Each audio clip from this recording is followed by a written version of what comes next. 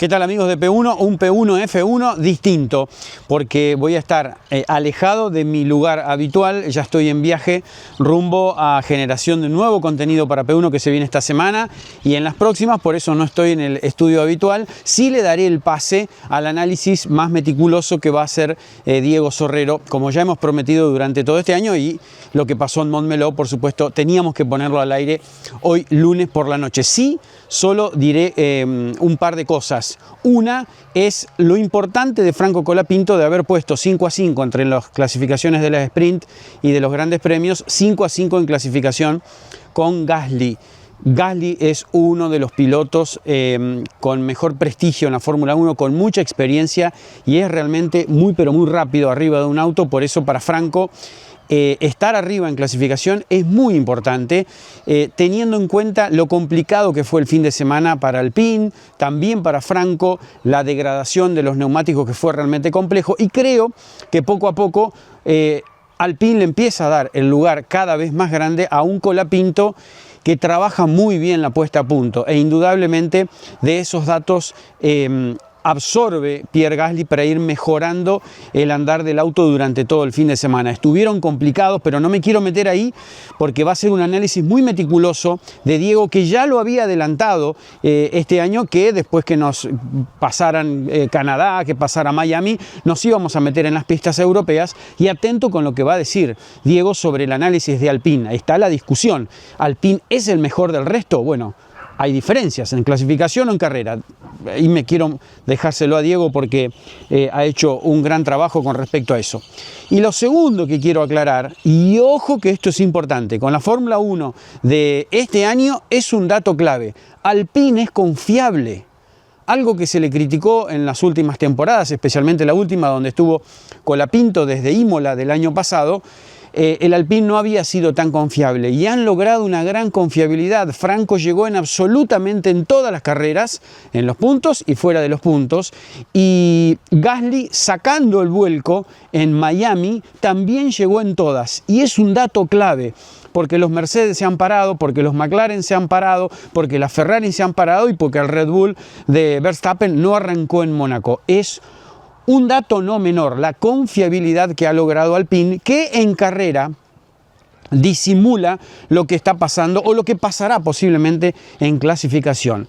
Atentos al análisis de Diego porque nos metimos en los circuitos que requieren todo de los autos y ahí veremos dónde está parado Alpine. Al menos ya nos estamos dando cuenta que Ferrari está muy pero muy bien parada. Por eso nos metimos en la temporada europea y es como que empieza a cambiar otra Fórmula 1 y veremos qué sucede. Ya dejamos las calles de Miami, lo intrincado de Montreal, ni hablar de Mónaco, y ahora nos metimos a los circuitos donde la aerodinámica, el diseño del auto y la estrategia y el desgaste de los neumáticos es tan pero tan importante. Por eso, repito, la confiabilidad de Alpine no es un dato menor para lo que está sucediendo en esta temporada, y que Colapinto haya empatado el partido con Gasly en clasificación tampoco. Ahora sí, nos metemos de lleno en el análisis de Diego Sorrero en este P1 F1 tras lo que dejó toda la Fórmula 1 en Montmeló.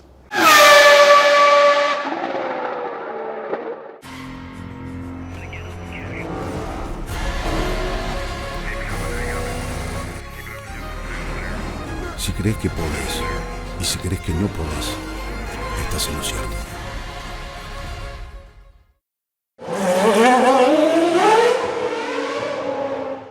Bueno, ¿por dónde empezar?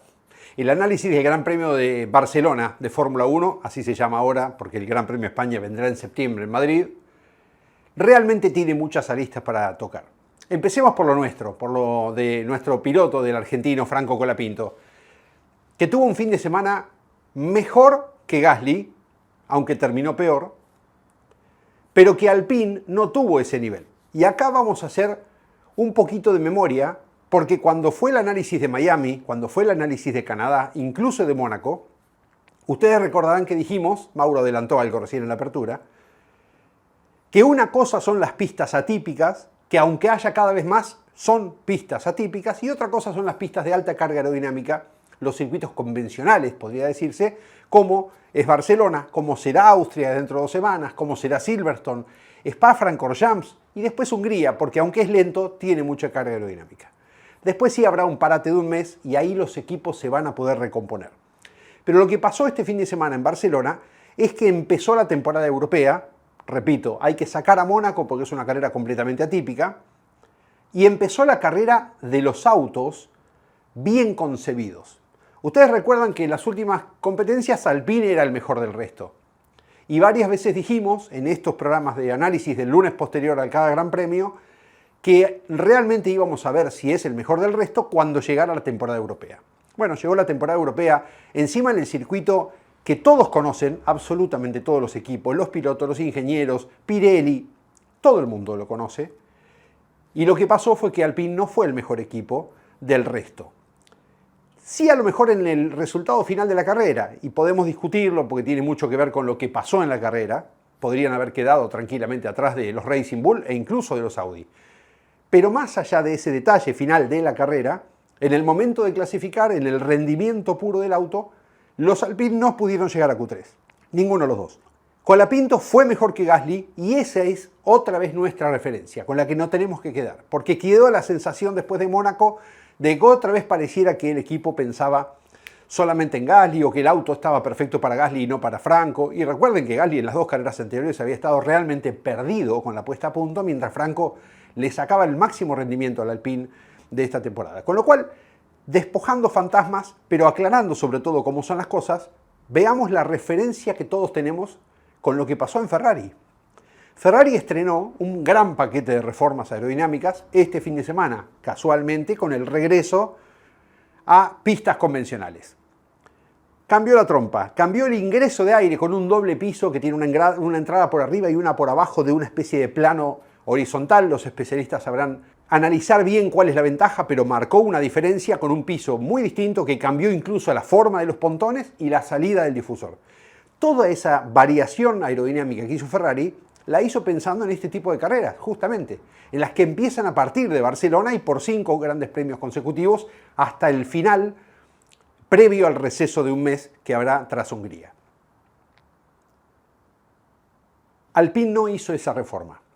Podrían haber llegado, quizás no. Hay razones que ellos solo sabrán por las que no llegaron a Barcelona y sí llegarán a Austria con las reformas.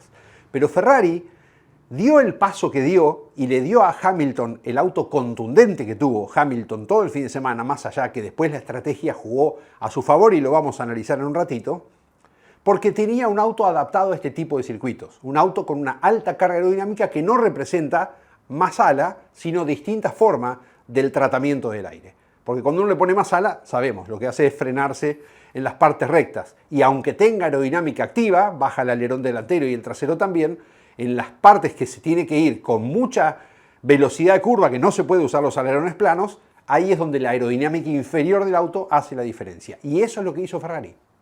Y lo venían trabajando.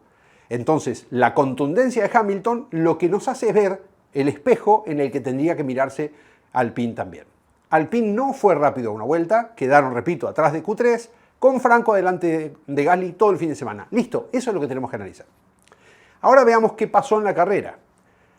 Como todo equipo que tiene que salir a buscar el resultado porque no está en zona de puntos, y esa era la situación de Alpine, lo que hicieron fue una estrategia dividida. No fueron los únicos, lo hicieron varios equipos también. Esto es, uno va con blandas, otro va con neumáticos medios. Le tocó a Colapinto ir con las blandas, pero también Hamilton salió con esa estrategia y también Verstappen salió con esa estrategia, entonces no fue equivocada.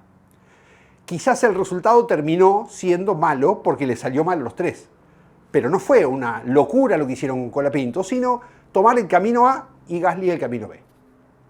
Casi diría que si hubiera sido al revés, antes de largar, más de uno hubiera dicho, le dan siempre la ventaja a Gasly, ¿cómo le van a dar goma blanda a Gasly y a Franco dejarlo con la goma media? Bueno, fue al revés y aún así salió mal.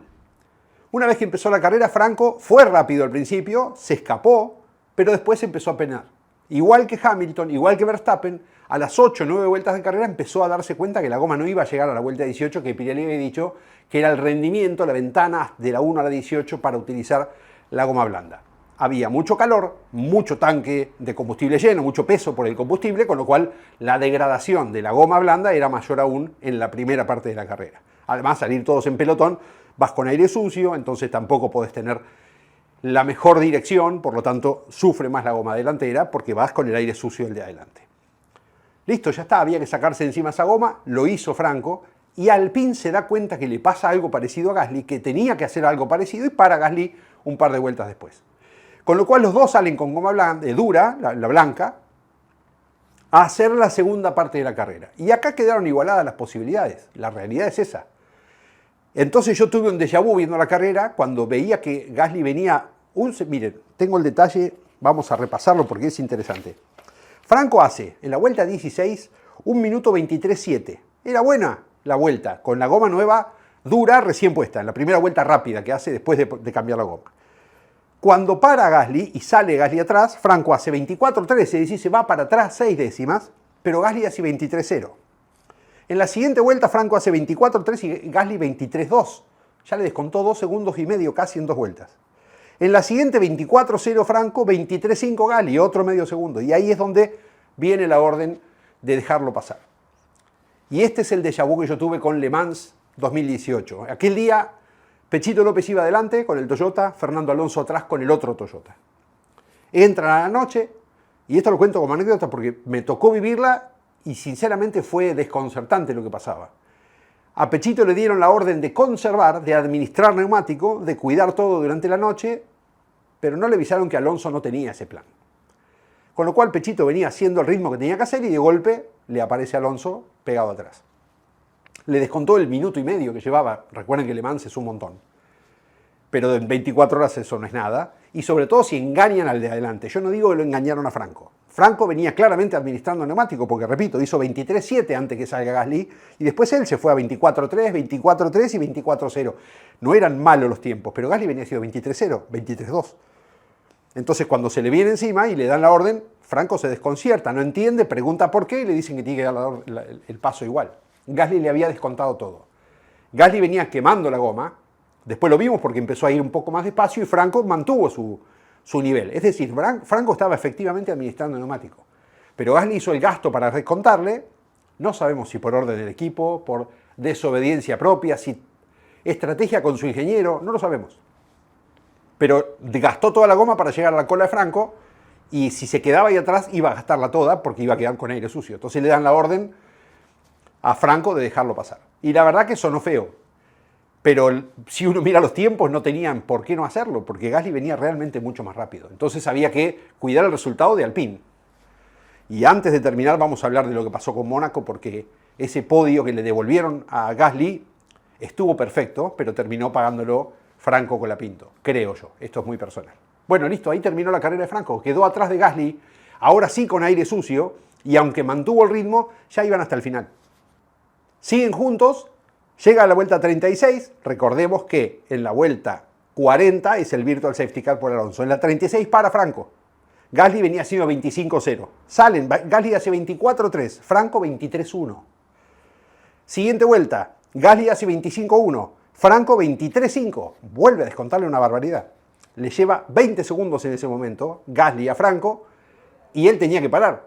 Gasly tenía que parar, con lo cual Franco iba a quedar adelante, porque se tardan 22, 23 segundos. En la siguiente vuelta, 26.7 hace Gasly y 25.9 Franco. Es vuelta lenta de los dos, pero Franco igualmente más rápido, queda a 18.8. Ya está. En cuanto parara Gasly, Franco iba a recuperar el puesto, con lo cual lo que pasó cuando lo hace parar Alpine a Franco es que le hicieron un undercut a su propio compañero de equipo. Muchos argentinos se enojaron. No, ¿cómo puede ser? ¿Por qué lo pararon a Franco y le venía descontando a Gasly? Sí, pero los dos iban a tener que parar. Entonces, Stuart Barlow, quizá fue él el que lo decidió o en conjunto con Franco, no lo vamos a saber, le hace un undercut a Gasly. Para antes y le descuenta ese segundo y medio que tenía ese momento que venía achicándole. Gasly se queda 2 vueltas más en pista y cuando se queda por tercera vuelta más, que ya ahí sí estaba complicado porque estaban en 18 segundos, sale el Virtual Safety Car.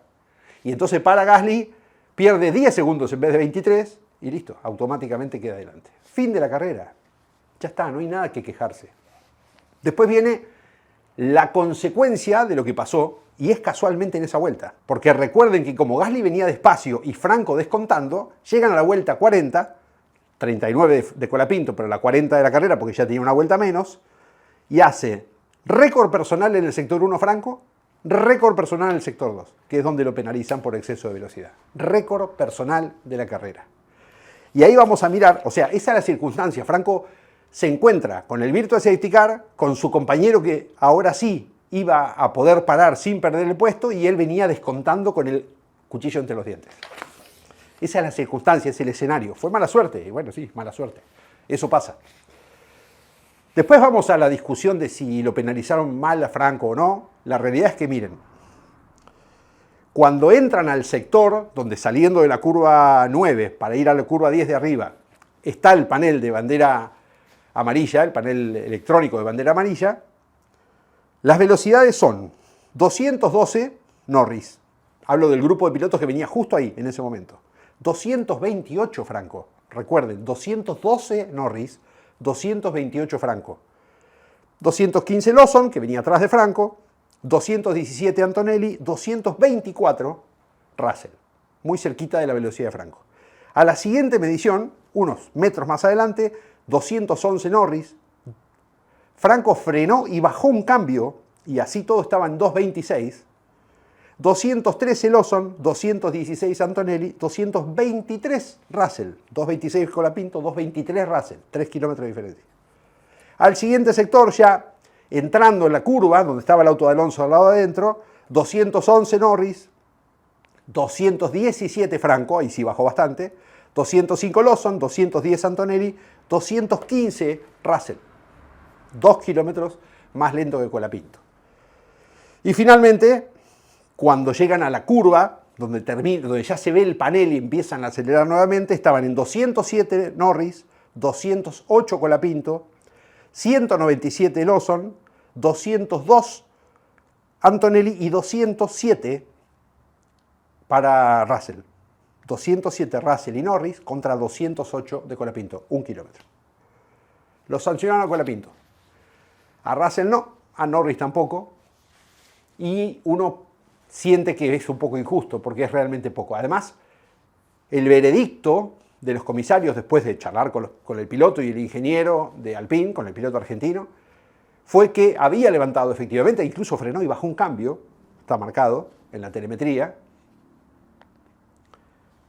y sin embargo, les parece que no levantó suficiente. ¿Qué es suficiente? 2 kilómetros. ¿Por qué Russell 3 kilómetros más lento está bien y Franco 3 kilómetros más rápido está mal? Pero además de mal, está tan mal que le ponen un punto de sanción en el carnet de los 12 que tiene un piloto por año para que le descuenten con penalidades. Un poco exagerado. Entonces acá viene Mónaco.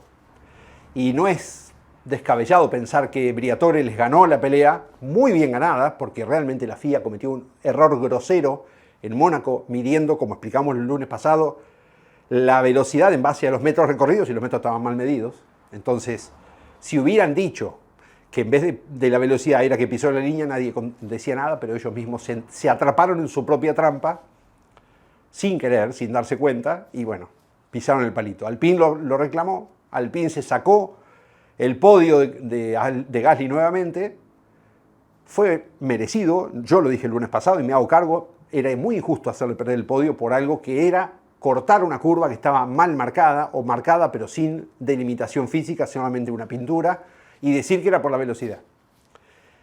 El error de procedimiento de la FIA fue en Mónaco decir mal cuál era la sanción. Decir que era la velocidad cuando en realidad era que había cortado la línea blanca. Error de procedimiento. Bueno, acá pasó lo mismo. Porque a Franco lo sancionan por cometer una falta de exceso de velocidad con bandera amarilla a las 15:38. Según la investigación que pide la FIA, está el documento, dice 15:38. Y la neutralización fue 15:58. Entonces, a las 15:38 no hubo infracción porque no había bandera amarilla. Si Alpine quería, la peleaba y se la ganaba de nuevo. Pero no quisieron pelearla, posiblemente porque ya tenían una ganada y era para demasiado.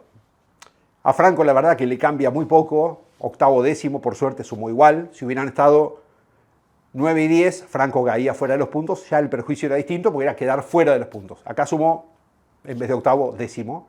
El punto no es tanto, el punto en el carnet, pero no deja de ser una mancha que es innecesaria y absolutamente exagerada. Pero ya está, son los códigos del negocio. te saqué una que no te esperabas, yo te pongo otra. Y quedamos en paz. Y quedamos en paz también con Racing Bull. Quedamos en paz. Con los rivales que se habían perjudicado porque con Red Bull, incluso por Hatchat que perdió el podio. Ya está. Compensación, balanza y pasemos la hoja. Ojalá pasen la hoja y no que haya sido una marca que todo el año sea un perjuicio que tenga Alpine, que estar pagando haberle ganado a la FIA la pulseada del podio de Mónaco y entonces quedarnos todo el año padeciendo una lupa grande así con cada cosa que hagan Franco y Pierre Gasly. Ya está. Fin del tema. Y antes de terminar de hablar de Colapinto, lo último. ¿Qué pasó en la largada? Franco larga muy bien, los supera a Lindblad y a Hülkenberg por adentro, les gana el Apex, como dice el reglamento, al llegar a la curva 1, tenía el auto adelante, cuando dobla los otros dos siguen de largo. Es cierto que Hülkenberg pareciera que se le corre el auto y se le va, y Lindblad puede usar la excusa de que se le fue encima Hülkenberg a él. Pero ya sabemos que la FIA nunca sanciona en la primera curva absolutamente nada. Entonces Franco, que los había primero largó brillantemente y los pasó por adentro y llegó a la curva 1 con la cuerda, sin que sea un dive bomb, esos que se tiran sin radio y sin control del auto, tenía el auto perfectamente controlado, llega a la curva, empieza a doblar y los otros dos van por afuera. Y son dos puestos que no le devolvieron y que él los había ganado. Y hubiera sido otra historia de la carrera si Franco quedaba con dos autos de distancia con Pierre Gasly en ese momento. Hatcher se había retrasado, con lo cual después cuando Hatcher vino encima, primero lo pasó a Gasly, le dio una vuelta más de respiro a Franco, que ya estaba sufriendo con las gomas, lo pasó a Franco también, pero si hubiera tenido dos autos más, quizás era otra historia. Franco podía parar, incluso en otra vuelta, esperar un poco más, y por qué no hacer un planteo de carrera distinto. Pero no lo podemos saber. Es hipótesis pura, pero no hay que quejarse. La FIA hace años que en la curva 1 no pasa absolutamente nada. El tema es cuando el año que viene vayan a Barcelona, que todos no corten de... Porque sí, total, si no me van a decir nada, corto y listo. ¿Cómo saberlo? Último comentario, la punta. Ganó Hamilton gracias a esa Ferrari, pero también gracias a su mentalidad. Hamilton, primero que dio un ejemplo de entereza deportiva, de confianza en sí mismo, de perseverancia, de trabajo en equipo. Revirtió una situación muy desfavorable del año pasado gracias primero al cambio de reglamento, este auto sin efecto suelo, a él le cae mejor, como el Mercedes previo al efecto suelo. Es una cuestión de estilo de conducción. Alguno dirá, un gran campeón tiene que adaptarse a todos los autos. Puede ser. Pero Hamilton claramente es el Hamilton que conocíamos sin efecto suelo. Y elaboró durante todo un año un trabajo de equipo, cambió el ingeniero, pidió los frenos, que nos enteramos la carrera pasada, y logró una contundencia asombrosa. Cuando él para, adelantando su parada, los engaña a los de Mercedes, que lo hacen parar a Russell. Y quizás perdieron la carrera, quizás no, pero quizás perdieron la carrera por haber copiado la estrategia de Hamilton, que tenía goma blanda cuando ellos tenían goma intermedia, goma media, la amarilla. Con lo cual, extrañamente, pisaron el palito y fueron a la estrategia de Hamilton, que quedaron después en condiciones iguales, cuando ellos tenían una ventaja de haber salido con una goma que duraba más y Hamilton con una que duraba menos. Y ahí, cuando se dieron cuenta, para mí, perdieron la carrera. Después Kimi viene, lo ataca a Russell, pierden tiempo y Hamilton se escapa. Y ya no hay más nada que hacer. El Virtual Safety Car lo ayudó a Hamilton, sí, por supuesto, porque tuvo una parada no gratis, pero sí de menor tiempo, pero la contundencia ya la tenía. Entonces, iba a quedar primero igual, y se iba a escapar igual, como se escapó mientras ellos dos se peleaban además. Y párrafo aparte para Leclerc, que debe estar pasado su peor momento, por lo menos de los últimos tiempos, porque no solamente que le está ganando su compañero, le está ganando nada menos que Hamilton, el compañero nuevo, el 7 veces campeón del mundo, que llegó a Ferrari y dio vuelta todo el sistema organizativo de trabajo. Así que nos espera un año hermoso porque Hamilton está segundo a 41 puntos de Antonelli. Mercedes volvió a fallar en la estrategia, volvió a fallar porque rompió un auto, esta vez fue el de Kimi, antes había sido en Canadá el de Russell, aparentemente por el mismo motivo. Así que se viene un campeonato, por lo menos en esta etapa, apasionante para el resto de las carreras. Ahora este domingo no hay carrera, el próximo es en Austria, otra pista de alta carga aerodinámica, corta, mucho menos rápida que Barcelona, pero con una vuelta muy cortita, con una calle de boxes cortita y una parada que no perdés tanto tiempo, con lo cual en pleno verano y con el calor que está haciendo en Europa, quizás sea una carrera también de más de 2 paradas. Lo vamos a ver. Yo celebro que la Fórmula 1 esté pasando un momento extraordinario como este. Ya no hablamos de clipping ni de super clipping, y eso que Barcelona tiene una recta larga. Todos aprendieron, y esto es lo que habíamos dicho cuando tanto cuestionamiento había en Japón y China, era cuestión de darles tiempo. La FIA corrigió algo, los equipos aprendieron a usarlo. La gran prueba igual va a ser Silverstone y Spa, pero para esa fecha tenemos todavía tiempo. Ahora quedan 2 semanas para que todos traten de hacer el mismo piso que Ferrari. Si en 2 semanas McLaren, Red Bull y Mercedes hacen ese piso y les cae bien a su auto, volveremos a tener la fila bastante pareja. Si no, pareciera que Ferrari está en el momento del año en el que tiene que hacer una ventaja. Listo, los dejamos acá, los esperamos dentro de 2 semanas con el análisis del Gran Premio de Austria. Celebremos que Colapinto está en un buen nivel, que le está ganando a Gasly en el momento de poner absolutamente todo, y eso nos tiene que dejar el corazón lleno. Después, si se reclaman o no se reclaman cosas, será una anécdota. Los espero en 2 semanas para otro P1 F1. Hasta entonces.